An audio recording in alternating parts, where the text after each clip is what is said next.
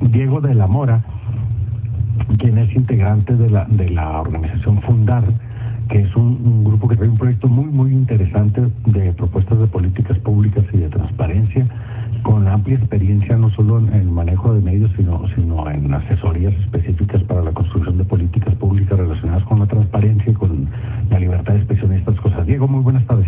Buenas tardes, un gusto estar aquí, saludos al auditorio. Ya que hay una conferencia, un taller más bien, ¿no? Bueno, la invitación de la gente aquí de Fundar obedece a un ciclo que tuvimos que le llamamos Jornada de Transparencia siguiendo la ruta del dinero público.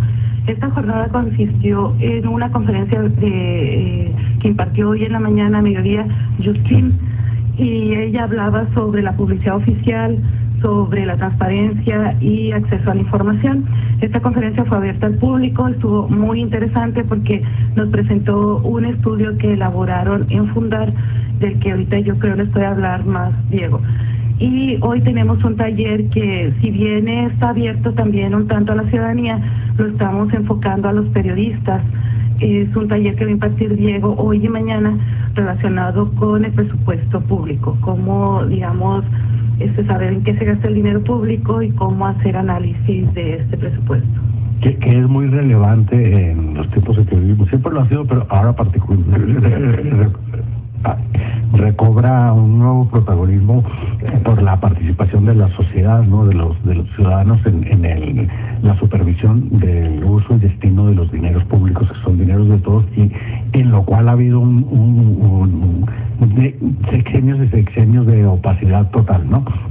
Diego, que es egresado de la carrera de Ciencias Políticas y Relaciones Internacionales del CIDE, que es parte integrante del equipo de investigación, es un centro de análisis e investigación Fundar. Diego, ¿cuál es arriesgo de repetirme a mí mismo, pero la importancia para la sociedad civil en este tiempo de ponerle ojo y seguimiento al uso de los dineros públicos? Bueno, en primer lugar, hay que decir que el presupuesto es el documento más relevante de políticas públicas que tienen los gobiernos, porque en ese documento se ordenan todos los recursos públicos para administrar pues todo lo que necesitamos para satisfacer los bienes comunes, ¿no? Y las necesidades comunes. Y en el presupuesto se acaba la demagogia, ¿no? Ya. En el presupuesto no hay demagogia, nos pueden decir discursos y nos pueden tratar de convencer de cuáles son sus prioridades, pero si uno mira el presupuesto se da cuenta de dónde ponen el dinero y qué es lo que realmente les importa, ¿no? Sí, que eso existe una vieja conseja de que programa público sin presupuestos, demagogia total, ¿no? Exacto, sí. Y entonces, pues, desde la ciudadanía tenemos que concentrarnos en ver el presupuesto para que podamos realmente evaluar cómo estamos siendo gobernados, ¿no? Y qué están haciendo pues las personas que elegimos para que nos representen. Y se puede ver cuál va a ser el perfil de los gobiernos, ¿no? Claro, sí, se puede ver cuáles van a ser las prioridades, cuáles son los programas a los que le están poniendo más atención, a cuáles están dejando de lado. Y lo que decimos en Fundar es que la función principal del Estado, y más con la reforma que acaba de ocurrir a nivel federal, pero que afecta a todos los gobiernos, es garantizar derechos humanos, ¿no? Y entonces el presupuesto público se tiene que destinar a la garantía de los derechos humanos como prioridad. Porque venimos de gobiernos en los que se ha dado prioridad, con razón o sin ella, al aspecto de la seguridad pública. Es decir, se ha destinado cantidades enormes de dinero en seguridad pública, pero no en el concepto total de seguridad pública, sino exclusivamente en el aspecto policíaco militar de la seguridad, de la represión de los fenómenos delincuenciales, ¿no? Es decir, armas, equipamiento, uniformes, tecnología, infortunadamente sin que ello se haya traducido en resultados específicos de una mejoría para las condiciones de vida de los mexicanos, ¿no? Claro, porque la seguridad pues al final es un derecho, ¿no? Y es un derecho humano básico, pero la forma en la que se ha enfrentado y las estrategias que se han implementado pues son eso, lo que tú describes, ¿no? Estrategias punitivas que privilegian la militarización, ¿no?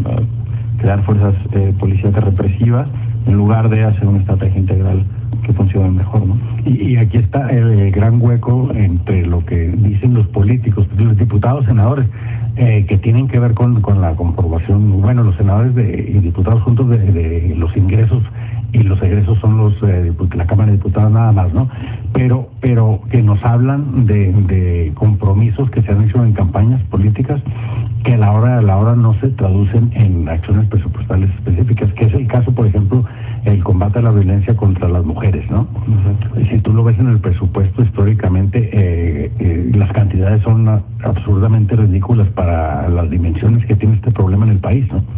Sí, ahora justo ahí hay una buena noticia, que es que desde 2008 se han estado creando anexos transversales en el presupuesto, y uno de los que más avanzado es justo el que busca cuantificar los recursos para reducir las brechas de desigualdad entre géneros, ¿no? Entonces, por lo menos ya tenemos un anexo en el presupuesto que nos permite conocer cuántos recursos están invirtiendo para esta función, ¿no? Pero sí, la verdad es que falta una buena priorización de los recursos, ¿no? Sobre todo del gasto, y también pues falta cobrar los impuestos, que es la otra parte de la moneda, a quienes se le tiene que cobrar los impuestos y pues no cobrárselos a los más pobres, ¿no? Ahora se discute una posible reforma fiscal en la que quieren quitarle la exención a alimentos y medicinas del IVA, y eso pues es un impuesto regresivo que al final le acaba pegando a quienes menos tienen, ¿no? Sí, pero de otro lado vemos que se pueden hacer cosas bastante más prácticas para resolver el problema. Cierto, el presupuesto es una cantidad de dinero y con eso se tiene que lidiar para resolver problemas específicos, ¿no? Y fondear políticas públicas. Pero si esto se puede hacer crecer esa bolsa del presupuesto, una de las vías, me parece, que no se atreven a explorar, que se acaba de instrumentar en Francia con el presidente Hollande, es establecer impuestos muy altos para los supermillonarios, para la gente que tiene recursos muy altos.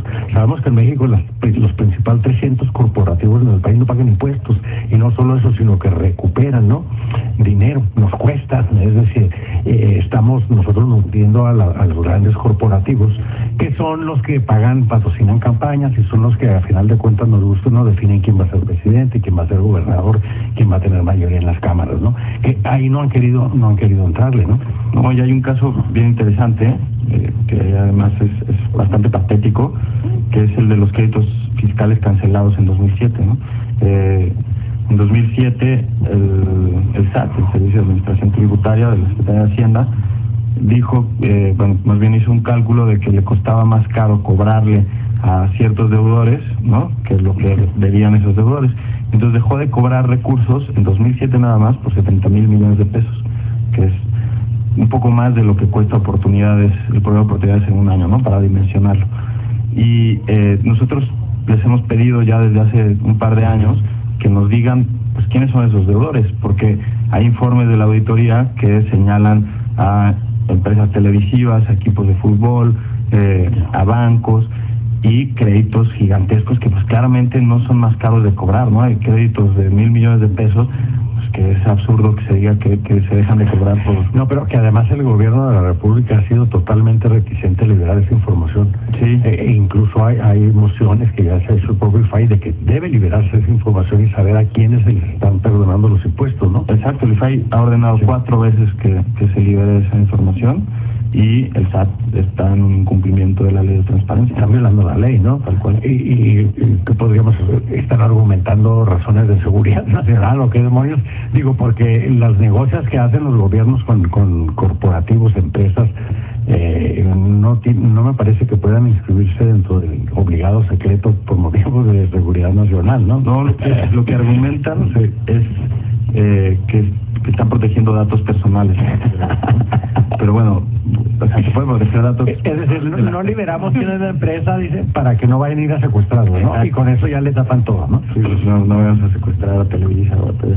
Como si no supiera la gente que el señor Azcárraga es uno de los grandes millonarios del país, ¿no? O Salinas Pliego, sí, o Carlos Slim. Eso lo saben los delincuentes, ¿no? Y si no le entran ahí es porque saben que el costo sería mucho más alto. Además, hay otra parte, la Organización Internacional Justice Pax acaba de liberar hace un poco más de un mes una investigación que hicieron sobre el dinero que está en los paraísos fiscales, que es dinero que se sabe saca de los países, no necesariamente ilícito, puede ser lícito, pero con referente a México se está hablando de más de 400,000 millones de dólares que superan casi los ingresos del año, pero que si ese dinero estuviera en México pagando impuestos, deja tú que no lo invirtieran en infraestructura, en fábricas, en empleo, simplemente por pagar los impuestos de eso se resolverían los problemas presupuestales del país por los próximos 10 años, ¿no? Claro. Sí, y buena parte de esos recursos que no se están pagando en impuestos y que no están en la economía nacional son de facturas compradas, ¿no? Es algo muy curioso. Es lo que muestra ese estudio, ¿no? Que una buena parte de esos recursos que se dejan de pagar, pues son eso, ¿no? Entonces sí, hay varios temas interesantes en el tema presupuestario.